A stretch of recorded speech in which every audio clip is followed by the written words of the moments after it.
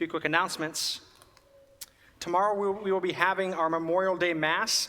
The plan is, weather permitting, to be at St. Francis Cemetery to have Mass at 10 a.m.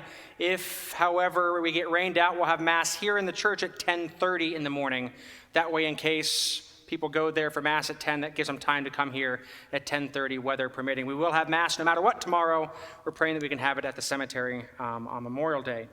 This Wednesday, we will have no daily Mass, as the priests are having our annual convocation this Wednesday and Thursday.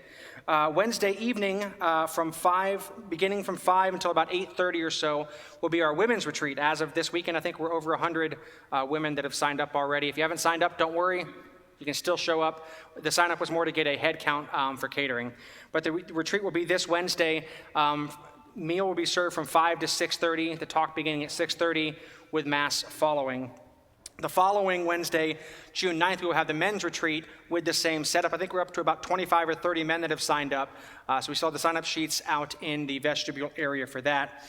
Also, June 9th, we will have our senior citizens will be meeting as well.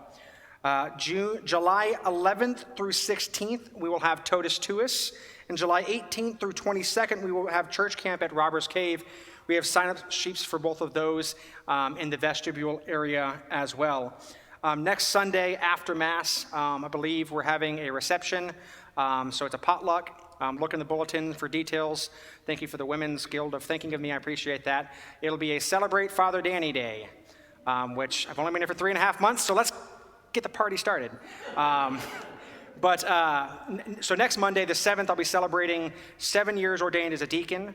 At the end of the month, I'll be celebrating 6 years ordained as a priest, and it's my birthday. So June is always an awesome month for me to celebrate. So we're having that next Sunday after Mass. I think they're requesting sides and or desserts to be brought potluck style, but the main meal is being provided by the Women's Guild.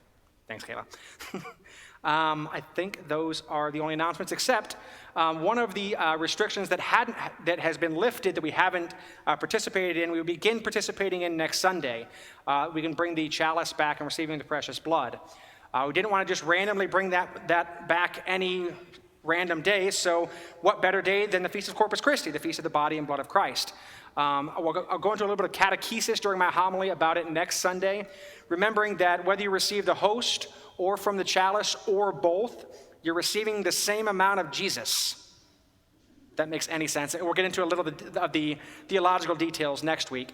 But the chalice has always been optional, is not mandatory. So if you don't feel comfortable in the midst of COVID and where we are right now, like, I don't know if I want to share the cup because I don't feel safe shaking hands yet, then know that you don't have to receive from the chalice, but that it's always been an option and will be an option here again starting next Sunday.